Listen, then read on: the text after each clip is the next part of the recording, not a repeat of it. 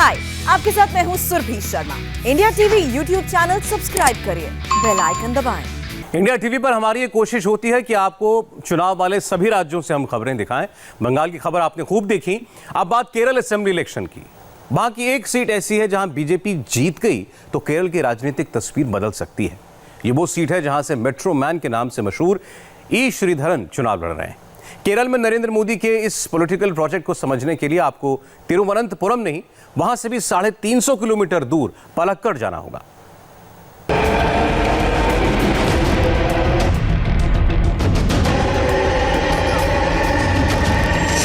Metro, देश की राजधानी दिल्ली की पहचान। सदियों से सत्ता का गढ़ रही दिल्ली को मिली इस नई आइडेंटिटी का सीधा संबंध केरल से है। वो केरल जहां पर इस वक्त असेंबली इलेक्शन हो रहे हैं।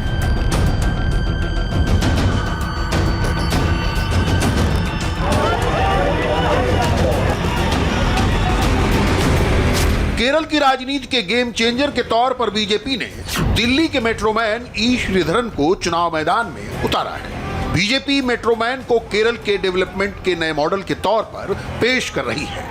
हमारा इंटेंशन समझिए, मेट्रोमैन जो डेटा अरेस्ट ऑफिसर माने जाते रहे मिस्टर श्रीधरन, उनको चीफ मिनिस्टरियल कैंडिडेट के रूप में हमने प्रोजेक्ट किया है। इसीलिए बराबर जो ऑनेस्ट लोग होते हैं हम उनकी इज्जत करते हैं। श्रीधरन को चुनाव में उतारना बीजेपी का बड़ा दांव है। केरल में बीजेपी आरएसएस पूरी ताकत लगाकर भी एक विधानसभा सीट से आगे नहीं बढ़ सकती। ऐसे स्टेट की पॉलिटिक्स में क्या मेट्रोमैन श्रीधरन बीजेपी को केरल की सत्ता के शिखर पर पहुंचा देंगे? ये समझने के लिए आपको केरल की राजधानी तिरुवनंतपुरम से भी 350 किलोमीटर दूर पलक्कड़ ले चलते हैं, जहां से श्रीधरन चुनाव लड़ रहे हैं। हमारे संवाददाता टी राघवन बीजेपी के दांव के ग्राउंड पर असर को समझने पलक्कड़ पहुंचे।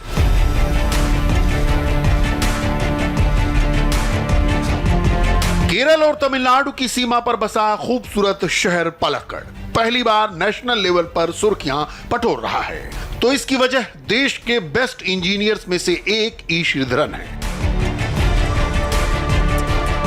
88 बरस की उम्र में जब बहुत से लोग लाचारी की जिंदगी गुजारते हैं, तब मेट्रोमैन श्रीधरन ने जिंदगी की नई लड़ाई छेड़ दी है। वो राजनीति के मैदान में कूद गए हैं। श्रीधरन केरल विधानसभा चुनाव में अपनी किस्मत आजमा रहे हैं। मेट्रोमैन श्रीधरन बीजेपी के टिकट पर केरल की पलक्कड़ सीट से चुनाव लड़ रहे हैं। पालक्काड़ के मणपुल्लिकाऊ इलाके में हम हैं और मेट्रोमैन ई श्रीधरन आप यहाँ देखिए 88 साल उनकी उम्र है, लेकिन जोश में किसी तरह की कमी नहीं है। वो यहाँ पर पार्टी के कार्यकर्ताओं से मिल रहे हैं, समर्थकों से मिल रहे हैं, इसी तरह वो इलेक्शन कैंपेन करते हैं। हालांकि उनके लिए राजनीति का ये सफ़र काफ़ी चुनौतियों भरा है, लेकिन उन्हें विश्वास है कि जिस तरह से कोंकण रेलवे के असंभव टास्क को उन्होंने संभव करके दिखा दिया, जिस तरह से दिल्ली मेट्रो को समय रहते रिकॉर्ड समय में उन्होंने पूरा कर दिया, इसी तरह वे इस राजनीति की रेलगाड़ी में सवार होकर अपने लक्ष्य को भी पूरा कर लेंगे। श्रीधरन का प्रोफाइल देखें तो क्लियर हो जाता है कि उन्होंने कभी हार नहीं मानी। अपना हर प्रोजेक्ट टाइम से पहले पूरा किया। करीब 7 दशक लंबे करियर में श्रीधरन ने एक से एक कामयाबियां हासिल की हैं। उन्होंने समंदर को पुल से बांधा, कोंकण के जिद्दी पहाड़ों से रेल का रास्ता निकाला, देश की हुकूमत के गढ़ लटियंस दिल्ली को खोद कर मेट्रो के लिए सुरंग बनाई, मेट्रोमैन के नाम से शोहरत हासिल की। प्रोफेशनल लाइफ में 100% सक्सेसफुल रहे श्रीधरन। क्या पॉलिटिक्स में प्रथम स्थान प्राप्त करेंगे? ई श्रीधरन यहाँ पे आपको उम्मीदवार हैं, आप क्या ई श्रीधरन को पसंद करते हैं? जी बहुत पसंद करते हैं। हमारा मोदी जी को साथ ही उनको बराबर खड़ा करने का चाहिए। हमारा बहुत बहुत बहुत आग्रह है ई श्रीधरन आने को चाहिए और उनको यहाँ आने से हमारा सब लोग को बीजेपी जो खड़ा है उन सब लोग को बहुत बहुत खुश है और उन ज़रूर ई श्रीधर जी जीत जाएंगे, जैसे ही मोदी के साथ बराबर। और उनको उनके लिए मेरे तरफ से और मेरा आदमी का तरफ से बिग सैल्यूट एंड श्योर आप जीत जाएंगे। भगवान के लिए, भगवान के साथ हमारा श्रीधर जी जीतना चाहिए, वो हमारा प्रार्थना जरूर होगी। തീർച്ചയായിട്ടും ശ്രീധരൻ സാറാണ് ഈ മണ്ഡലത്തിൽ ജയിക്കുന്നത്.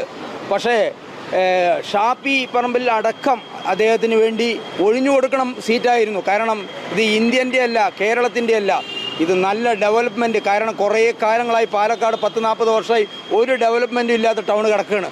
അതിനൊരു മാറ്റം വരാൻ ശ്രീധരൻ സാർ ജയിച്ചേ തീരൂ. എല്ലാവരുടെയും പ്രതീക്ഷ ശ്രീധരൻ സാറിലാണ്. श्रीधरन साहब की जीत जो है वो निश्चित तौर पर होगी. इनका ये कहना है कि जो ऑपोजिशन के कैंडिडेट हैं यूडीएफ के शाफिल परम्बिल, उन्हें भी अपनी सीट छोड़ देनी चाहिए थी श्रीधरन साहब के लिए, क्योंकि वो एक विकास का मॉडल यहाँ पर लाएंगे. 30-40 साल से जो केरल में विकास नहीं हुआ है, उस विकास को श्रीधरन साहब लेकर आएंगे. इसीलिए ये भगवान से प्रार्थना कर रहे हैं कि इस बार यहाँ से श्रीधरन साहब की जीत हो. श्रीधरन ने देश के बड़े बड़े इंफ्रास्ट्रक्चर प्रोजेक्ट को समय से पहले और तय लागत से कम में पूरा करके दिखाया. लेकिन राजनीति इंजीनियरिंग के फॉर्मूलों पर नहीं होती. इन चुनौतियों के बावजूद श्रीधरन हौसले से भरपूर नजर आते हैं. उन्होंने जानबूझकर मुश्किल रास्ता चुना है.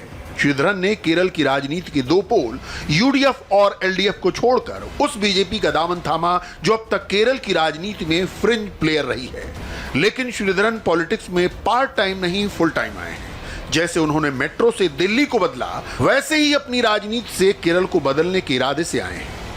देश में ट्रांसपोर्ट की दिशा को बदल कर रख देने वाले पद्म विभूषण मेट्रोमैन ई श्रीधरन, जो फिलहाल बीजेपी के पालाकाड से कैंडिडेट हैं, हमारे साथ जुड़ रहे हैं. सर, सबसे पहला सवाल जहन में यही आता है कि 88 साल में राजनीति क्यों? I will talk in English only. You see, I was in government service for about 67 years. During that time, I could do quite a lot for our country. Lot of basic infrastructure projects I could create.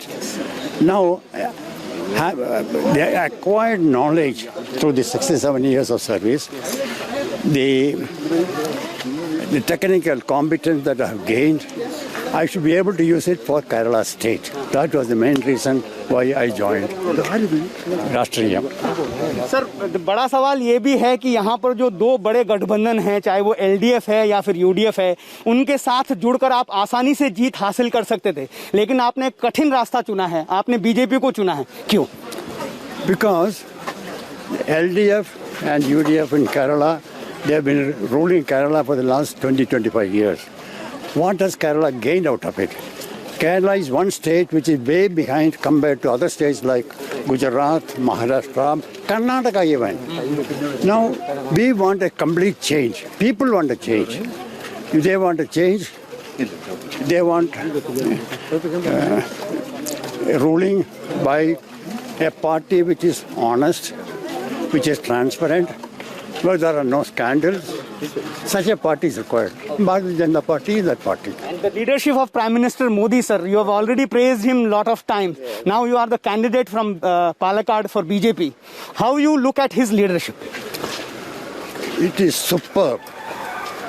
He is the best Prime Minister our country has seen after independence. And what is your goal, sir, now, after electing as an MLA from Palakkad? What are the primary things you want to do for this constituency and for the Kerala? Very many things. I have not made a complete study about it, so I don't want to boast. But I can only tell them that we will change the face of this mandalam. Within about 2 years' time, we'll make one of the best mandalam in Kerala. Thank you very much sir. E Sreedharan साहब, केरला में lottery का बहुत प्रचलन है और यहाँ के लोग कहते हैं कि ई श्रीधरन उनके लिए बम्पर लॉटरी हैं.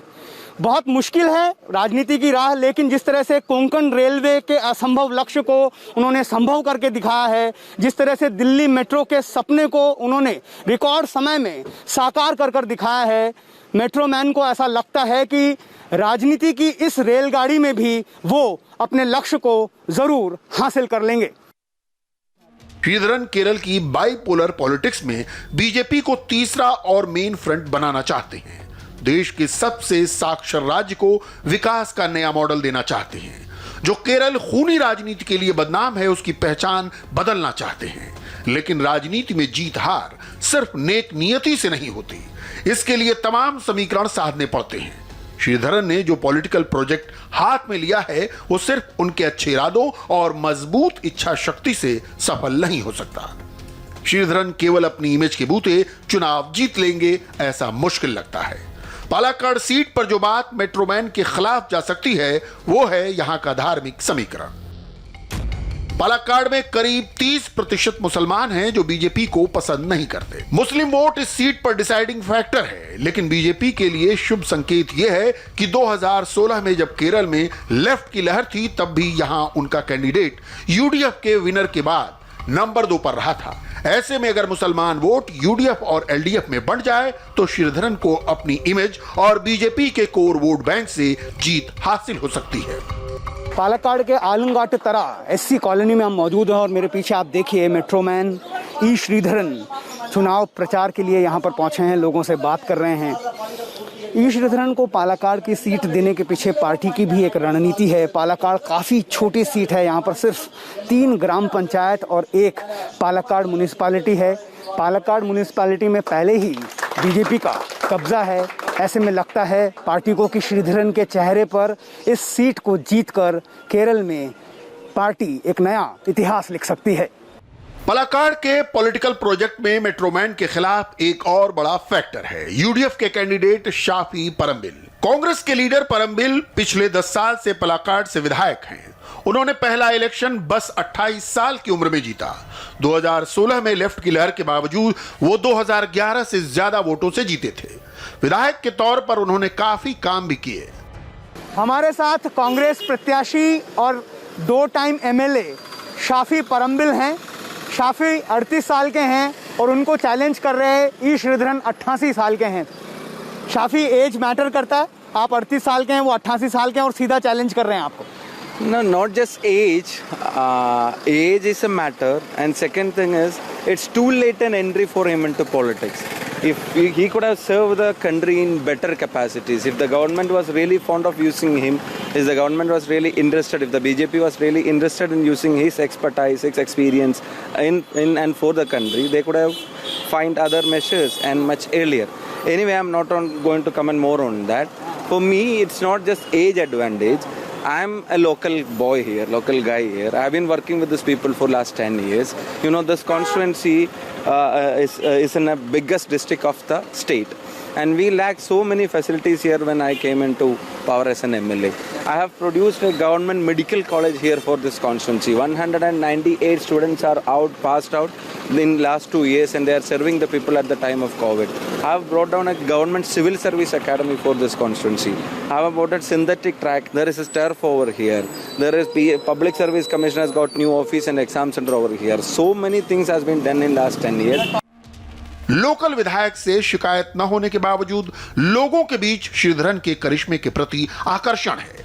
उनकी उपलब्धियों पर केरल की जनता गौरव करती है। श्रीधरन का करिश्मा पालक्काड़ का गेम बदल सकता है।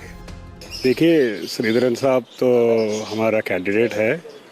ये तो पालक्काड़ में जो भी निवासी है उन लोग के लिए अच्छी बात है।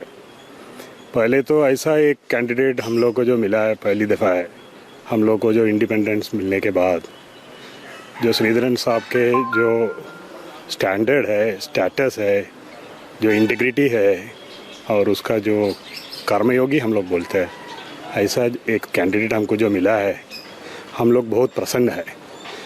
ज़रूर पालक्काड़ के जो निवासी है जो प्रार्थना करता है श्रीधरन साहब जीत जाए। मगर एक चीज़ और है, श्रीधरन साहब पॉलिटिशियन नहीं है, वो उससे बहुत गुना ऊपर एक व्यक्तित्व है। श्रीधरन का जादू देखते हुए कांग्रेस ने भी अपने प्रत्याशी के पीछे पूरी फोर्स लगा दी है। खुद राहुल गांधी पालक्काड़ में अपने प्रत्याशी के लिए वोट मांग चुके हैं। कांग्रेस कैंडिडेट शाफी परम्बिल श्रीधरन के सम्मान की बात करते हैं, लेकिन उन्हें लगता है कि बीजेपी में जाकर श्रीधरन ने अपनी क्रेडिबिलिटी को नुकसान पहुंचाया है। You know, Palakkad will not fall prey for this divisive agenda. Sridharan is very respected a personality, no doubt about it. He has his own contributions for the country, no doubt about it. But the politics that he represents, I don't think that suits this area. So we'll think that this divisive agenda will not work out here, and people will stay with me. 2021 Shafi Parambil or E Sridharan? Shafi Parambil and UDF and people of Palakkad together. वहीं BJP पलाकाड़ की seat को केरल में अपने लिए नई opening मानकर चल रही है। श्रीधरन के पक्ष में होम मिनिस्टर अमित शाह भी रोड शो कर चुके हैं। बीजेपी आरएसएस की पूरी मशीनरी उनके पक्ष में प्रचार कर रही है। साउथ के इस पॉलिटिकल प्रोजेक्ट को मेट्रोमैन की लाइफ का सबसे बड़ा चैलेंज कहा जा सकता है, जहां उनकी सफलता पर पूरी पार्टी की कामयाबी टिकी है। आगे बढ़ते हैं। अब महाराष्ट्र में कोरोना से जुड़ी एक बड़ी खबर इस ब्रेक के बाद।